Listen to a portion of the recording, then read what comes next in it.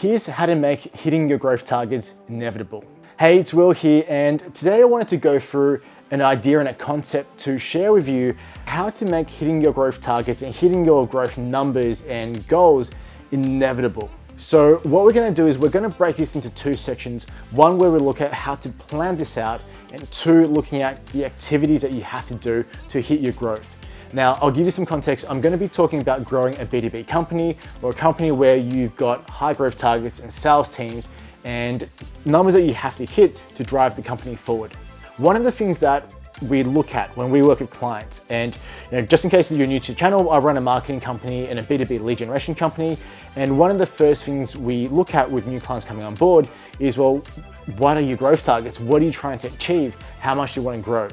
And the second question off that is, well, what are you doing to hit that growth? A lot of the time, the common answer I hear is, well, our growth is $5 million a year, right? We want to do an extra 5 million a year, 10 million, 100 million a year. The number itself doesn't matter, but that becomes the be all and end all. While it's good to have an idea in mind of where you want to go, the biggest problem with that is that there's just no way to control for that. If your goal is to hit $5 million a year, you might hit it, you might not. How do you make sure it's inevitable?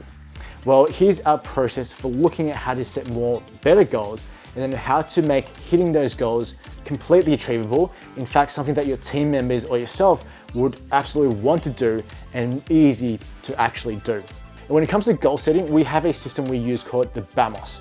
And BAMOS is B-A-M-O-S. And what it stands for is 3 levels of goal settings. So one, BAM, means bare ass minimum, right? So this is the bare ass minimum you have to do as a company. Otherwise, it's panic stations. If you do not hit your bare ass minimum, things are happening, people are getting put into offices and asked what the heck is going on. The second level is O, which is the objective. And this is the real target you've got. So if your target's 5 million, right, your BAMOS might be 2.5. The next target or level is S, which is stretch goal. And this is a goal where you've got no freaking idea in the world how you're going to get to, but if it gets there, the champagne's getting popped. The sales team are going to Hawaii and all this cool stuff's happening. So we look at the BAMOS on a quarterly, half yearly, and yearly cadence, and we have different goals for each. Now, I'm going to take my own company into example because this is an exercise we go through every so often.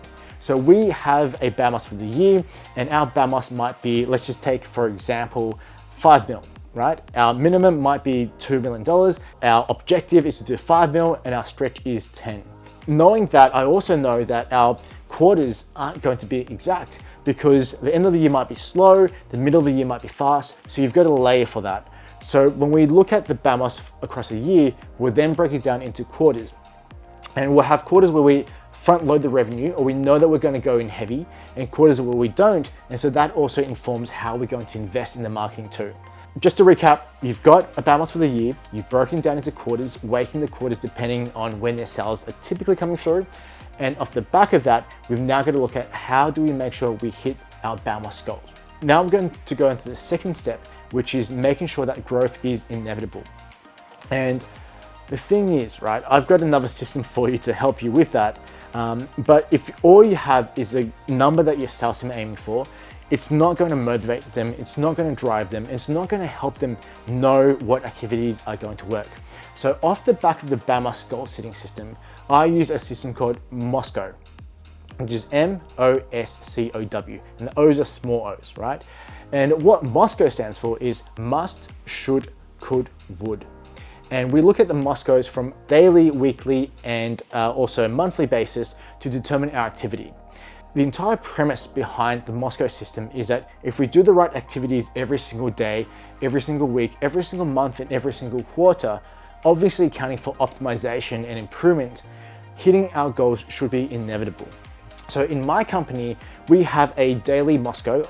So every single day, we need to be sending 20 to 25 cold emails out.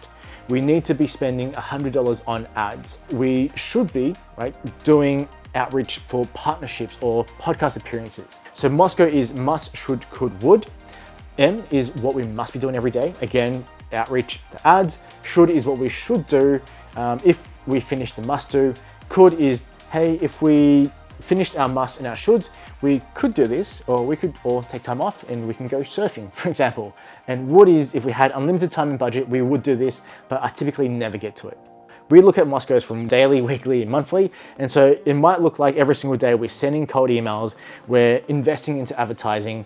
Every single week we have a must go of having to send 2 email newsletters and also put 3 posts up with content onto LinkedIn.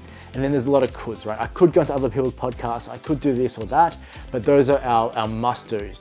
And then on a monthly basis, the only must we have is to run a workshop or a webinar or to have a guest appearance on a podcast where they've got over a certain number of downloads. If we track the Mosco and the BAMOS, it also means that we now know that if we send 25 emails a day, which is cold, right? Not including follow-ups, every single week, that'll produce 3 to 4 calls for me.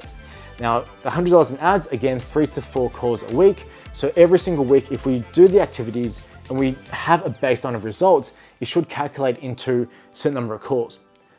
Off the back of that, you'll then calculate what's our conversion rate.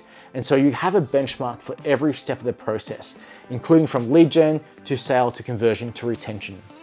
And so if you really want to hit your growth targets, if you want to make growth inevitable, you've got to put processes in it where you don't focus on the number itself, you focus on the activities and you base the metrics and the reporting and the management off the activities itself. So now what you can do is, rather than having conversations with your sales team where it's like, why didn't you do 1 million last quarter? You can look at it in a much better time frame and say, hey, last week you only sent 100 emails, but the goal is 150. What happened to the other 50, right? Was it that you got too busy with another initiative? Was it that you already have too many calls, so the emails are working better, so you had to slow down? It really gives you more informed decisions and touch points with your team to help to motivate them. The next bonus point I'll put in here as well in terms of how to hit the goals is, if you have a sales team, go back and look at how to motivate that team long term.